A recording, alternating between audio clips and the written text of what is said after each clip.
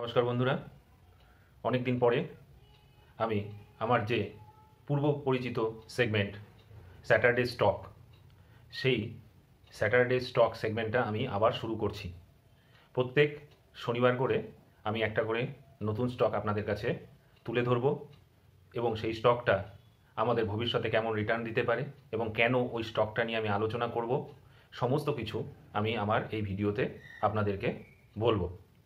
আমি মাঝখানে আমার এই সেগমেন্টটা বাদ রেখেছিলাম, এই কারণে বাদ রেখেছিলাম যে মার্কেটে যে মুভমেন্ট, সেই মুভমেন্টটা কিন্তু অ্যাকচুয়ালি বলা যাচ্ছিল না। আর আমি যদি মুভমেন্টটা ক্লিয়ার না হতে পারি তাহলে আপনাদেরকে কিভাবে বলবো।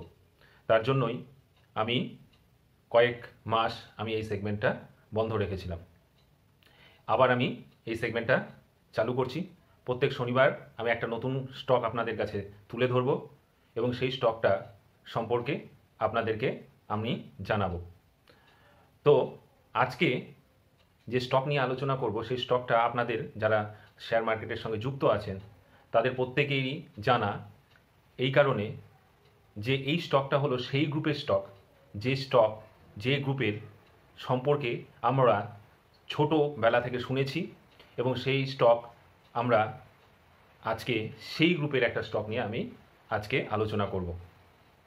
তো সেই গ্রুপের স্টকের মধ্যে আজকে যেটা আলোচনা করব, সেই স্টকটা যদি ব্যবসাটা মানে বিজনেসটা কী ধরনের বিজনেস তারা করে সেটা বলতে গেলে পরে বলবো যে এই স্টকটি আমরা রাস্তাঘাটে যে চলমান যানবাহন দেখি, সেই চলমান যানবাহন যেমন কীরকম, বিভিন্ন গাড়ি, বিভিন্ন বাস, বিভিন্ন রেসিং কার, তারপরে ডিফেন্সের বিভিন্ন ভেহিকেল, সেই সমস্ত গাড়ি বা যানবাহন কিন্তু এই কোম্পানি তৈরি করে। নিশ্চয়ই আপনারা বুঝতে পারছেন আমি কার সম্বন্ধে বলছি। এই স্টকটার মার্কেট ক্যাপ 2,68,000 কোটি টাকা এবং এই স্টকটা যে গাড়ির ব্যবসা আছে সেই গাড়ির ব্যবসাটা কিন্তু একটা লিডিং কোম্পানি এবং এই স্টকটার যে কারেন্ট প্রাইস এখন চলছে সেটা চলছে হলো 731 টাকা।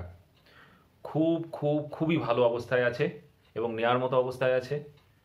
আর একটা কথা বলি যে এখন সমস্ত স্টকই কিন্তু নেওয়ার মতো। একটা জিনিস আপনারা যারা স্টক মার্কেটে আছেন তারা ভাববেন যে মার্কেট নিফটি 26,277 হাইয়েস্ট মানে হাই লাগিয়েছিল, এখন কততে আছে? দুদিন ধরে দেখছি 25,000কে কিন্তু ব্রেক করতে পারছে না, মানে 25,000-এর ওপরে কিন্তু দুদিন ধরে নিফটি ক্লোজিং দিয়েছে। তো 25,000 আর এদিকে হলো 26,277, মানে প্রায় 1300 পয়েন্ট যদি আমরা ধরি, সেই 1300 পয়েন্টের যে ডিফারেন্সটা আছে সেই ডিফারেন্স অনুযায়ী কিন্তু যে স্টকগুলো 26,277-এ যেদিন ছিল মার্কেট যে প্রাইস ছিল সেই প্রাইসের তুলনায় যদি এখন তুলনা করি, মানে 25,000-এর যে প্রাইসটা, 25,000 নিফটিতে যে প্রাইসটা ছিল তার থেকেও কিন্তু অনেক স্টক আছে অনেকটা নিচে নেমে আছে, মানে তুলনামূলকভাবে আমি বলছি। তাহলে সব স্টকই কিন্তু নেওয়ার মতো অবস্থায় আছে, কারণ 26,277 যখন হাইটা ব্রেক করে যাবে তখন এই স্টকগুলো কিন্তু দেখা যাবে যে এর যে লাইফ টাইম হাই ছিল সেই লাইফ টাইম হাই কিন্তু যায়নি অনেক স্টকই। তারা যদি লাইফ টাইম হাই ক্রস করে ওপরের দিকে ওঠে তাহলে নিফটি কোথায় যেতে পারে আপনারা বুঝতেই পারছেন। তো প্রত্যেকটা স্টকই কিন্তু এখন, বেশিরভাগ স্টক, প্রত্যেকটা বলা ভুল, কারণ সব স্টকে কিন্তু যে হাই ভ্যালু ছিল সেই ভ্যালুটা কিন্তু কারেকশান হয়েছে এবং এই হাই ভ্যালুটা কিন্তু আস্তে আস্তে কিন্তু আবার যে কারেকশান ভ্যালুটা, সেই কারেকশান ভ্যালুটা কিন্তু আবার কিন্তু একটা হাই ভ্যালুতে, ওভার ভ্যালুতে কিন্তু চলে যাবে। তার আগে আমাদের কি করণীয়? তার আগে আমাদের করণীয় কম ভ্যালুয়েশনে ভালো স্টকগুলোকে পোর্টফোলিওতে রাখা এবং যখন মার্কেট ওপরের দিকে উঠবে বা নতুন হাই লাগানোর চেষ্টা করবে তখন আমরা সেখান থেকে বের হয়ে আসব। তো আমি যে স্টক সম্পর্কে আজকে বলবো সেই স্টকটার নাম হলো টাটা মোটরস। আপনারা বুঝতেই পারছেন টাটা গ্রুপের একটা লিডিং কোম্পানি। এটা শুধুমাত্র ইন্ডিয়াতে না, গ্লোবালি এর ব্যবসা আছে। টাটা মোটরস খুব ভালো অবস্থায় আছে, খুব ভালো, নেওয়ার মতো অবস্থায় আছে। এই সময় যদি না নেন তাহলে কিন্তু পস্তাবেন। টাটা মোটরস কারেন্ট প্রাইস আছে 731, হাই কত হয়েছিল? হাই লাগিয়েছিল, লাইফ টাইম হাই লাগিয়েছিল 1179। তাহলে বুঝতেই পারছেন কতটা কারেকশন হয়েছে।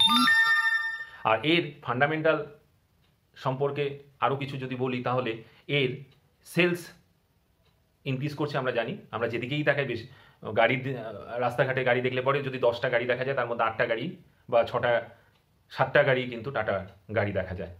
তো এই ব্যবসা কোনোদিনই শেষ হবে না। তো আমাদের উচিত কম প্রাইসে এই সমস্ত স্টকগুলোকে নিজের পোর্টফোলিওতে যুক্ত করা এবং যখন লাইফ টাইম হাই হবে নিফটি 50 তখন বেরিয়ে আসা। তো যার যত ইচ্ছা, যত ক্যাপিটাল আছে, সেই অনুযায়ী এই টাটা মোটরস এই স্টকটাকে কিন্তু আপনারা পোর্টফোলিওতে রাখেন। এই টাটা মোটরস কিন্তু একদিন আপনাকে ভালো রিটার্ন দেবে। টেকনিক্যালের দিক থেকে যদি বলি, তাহলে এই স্টকটা অলরেডি যে ডিম্যান্ড জোন আছে, সেই ডিম্যান্ড জোনের কাছ থেকে কিন্তু এ রিটার্ন করেছে। মানে ডিম্যান্ড জোন থেকে কিন্তু একটা ইউটার্ন নিয়েছে।